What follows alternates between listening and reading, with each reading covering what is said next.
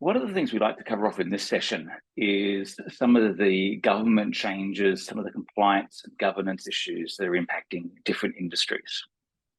Some of you might be aware of the Payment Times Reporting Scheme, which is a piece of Australian regulation that was introduced in 2021. For those of you that aren't aware of it, it's actually a piece of legislation that essentially provides some transparency between larger businesses and smaller businesses in terms of payment terms. So as a part of this legislation, it's a requirement for any organisation with a total annual revenue in excess of $100 million to report using a particular reporting framework. Now, that reporting framework is supported in Exo 2021.2 or later. And as a part of that reporting, it's a whole series of data that's actually passed back to the ATO.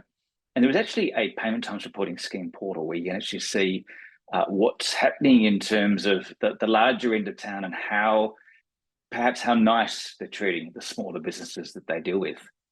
I always love it when a piece of legislation also includes a little bit of a statutory review, a bit of a self-check. And I'll let you read this quote for yourselves. But in essence, the government's actually found that the legislation hasn't been as effective perhaps as they would have liked.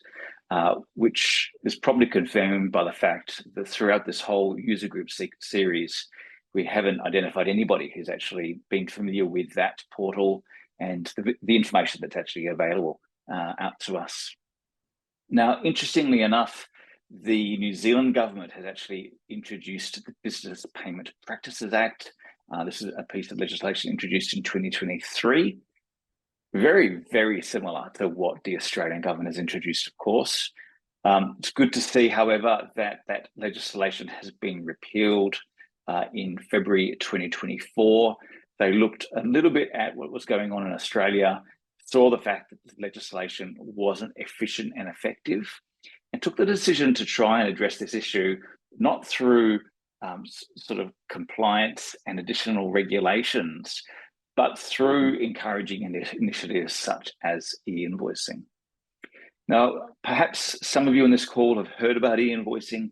It is something that we've talked about at quite a number of user groups. Of course, this was introduced in 2019, a joint initiative by the Australian and New Zealand governments aimed at reducing that cost across the entire supply chain. So this is about where two organisations deal with each other. You have an accounts payable person on one side and an accounts receivable person on the other. The accounts receivable person's responsible for preparing an invoice that gets emailed, postal mailed off to the accounts payable person, who then keys that manually into their ERP system. So this e-invoicing is really about how do we reduce that manual effort, that redundancy of processing that's happening across the value chain. It's actually gone quite far in terms of the initiative. There's been a whole framework adopted in terms of the technical standards, the people framework. We've seen that the Australian Commonwealth government actually mandate e-invoicing for organisations, for agencies, where they actually also provided preferential payment terms around those e-invoices that were received. And we've seen the EDI value-added networks, or EDI vans, take a bit of a leading charge in terms of e-invoicing support across industry. If you're currently working with an EDI van, we encourage you to reach out to them and have that conversation and just see if they can support you around that e-invoicing requirement. If you're currently dealing with Commonwealth or state government, it's really worthwhile looking at being on the front foot of that. And of course, this only works if all of us start to get on board. It is a good initiative. It will take some time. We are seeing gradual uptake. There is a e-invoicing section on the IRD's website that we've been monitoring over the past year or so. You'll see back in March 2023, we had just under 7,500 businesses registered for e-invoicing in the New Zealand region. As of March 2024, that's increased to just over 13,000. So some good increases there in terms of adoption. They also provide a dashboard on that IRD website where they highlight what's happening in terms of e-invoicing adoption and also the volume of transactions that are flowing through. Some really good information there on the IRD site. Unfortunately, we're not quite seeing as much information available on the ATO site. The latest news updated in November 2022. There is some information starting to flow through, but the main thing is let's look at the opportunity to reduce the amount of manual painstaking work across our organizations. Let's look at that opportunity to introduce more electronic transactions between our customers and our suppliers. Of course, that makes us more sticky, so it's good for everybody involved. Next, I'd like to talk a little bit around our new releases for Exo. Of course, we've already had a little bit of a preview of some of the changes that are coming in the most recent version of Exo. But I do want to just talk to this question of why we should upgrade. Now, really, there's several reasons around this. Of course, firstly, it is about embracing the new features and enhancements that are introduced. The other thing that's quite important there is that ongoing and improved compatibility with the Microsoft applications. So, of course, Exo depends upon the Microsoft suite, Windows Server, SQL Server, the versions of Office that you're running, and the version of Windows that you're running. You'd be surprised the number of times we see organizations undertake an Office upgrade, for example, over a weekend. Next thing you know, you come in on the Monday morning and you can't email out invoices out of Exo. So those two are inextricably tied together. You need to make sure that your infrastructure versions are maintained somewhat in consideration with the version of Exo that you're running. So the newer versions of Exo, of course, support newer versions of the Microsoft server and desktop applications. The third reason, of course, is the latest versions of Exo don't have any bugs at all. I might be exaggerating a little bit. We do see a significant effort from MYOB in terms of their quality assurance processes. We're seeing with the new versions of the platform that they've adopted over time, and particularly that new Delphi update that we're looking at seeing at the latter half of this year. We see each of those platform changes really change the way in which developers can interact, manage, and test around the core application. So we do see a significant impact as each new successive version comes out in how bugs are being managed and squashed accordingly. The fourth reason there is just about ensuring that we improve the effectiveness of ongoing staff training. Now, I do just want to highlight one point. It's surprising the number of organizations where we really don't invest in training in terms of our core ERP solutions.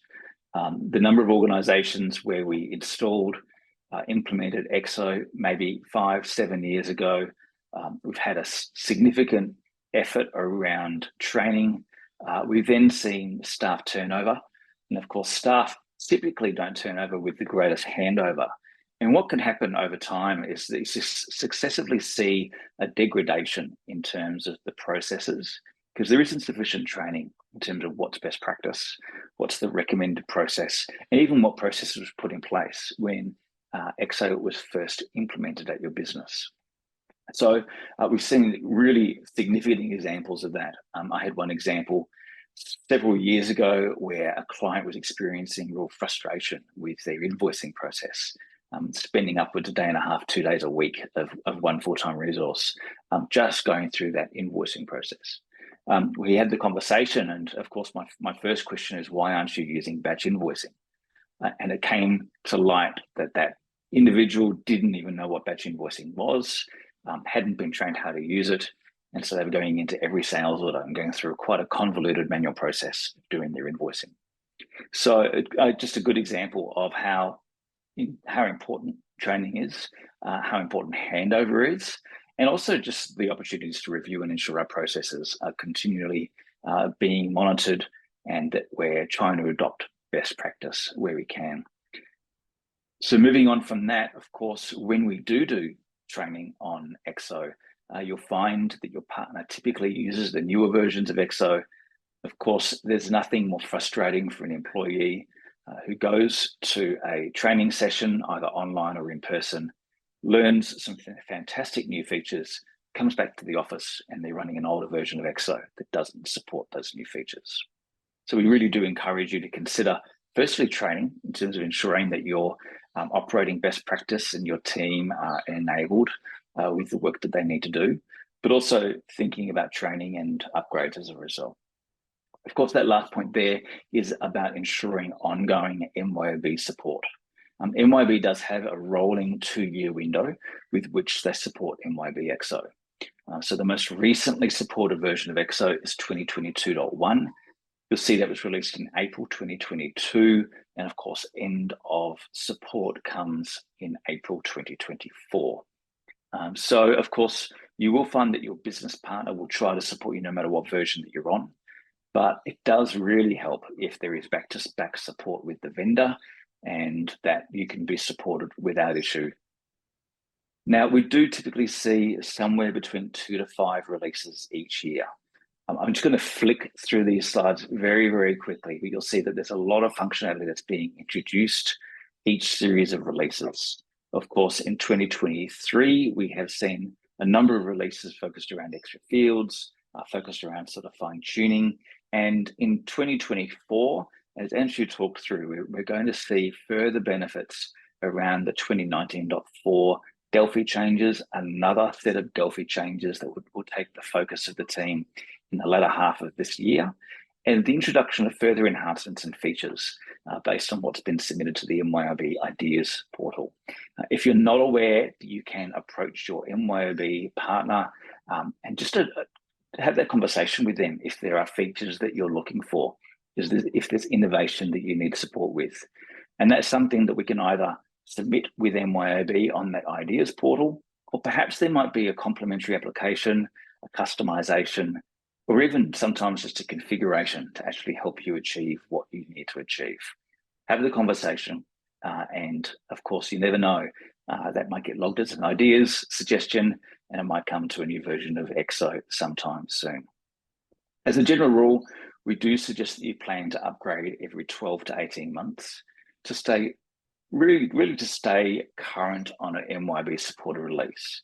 Now that's trying to find a little bit of a happy medium in terms of your infrastructure changes that you need to do, as well as ensuring that you don't have too much change. When you introduce a new version of Exo, you want to be able to take advantage of those features. We don't want a constant shift of change. 12 to 18 months is kind of that happy medium in terms of what your IT guys probably want to need to do to keep your organization safe and secure from those cyber risks that we've talked about, and ensure that your infrastructure upgrades can go through and you're taking the advantage of the new features in the later versions of Exo. We do suggest that you work through a bit of a structured methodology in terms of that release. We can't underestimate the importance of checking and testing those new versions of Exo, in particular with the integrations, the customizations, and the very specific configuration that each customer has. We suggest that you adopt a user acceptance testing framework around that, ensure that you involve your people in that testing process, and that you test everything from your website integration through to what's going on the factory floor or the shop floor, and make sure that those processes are signed off.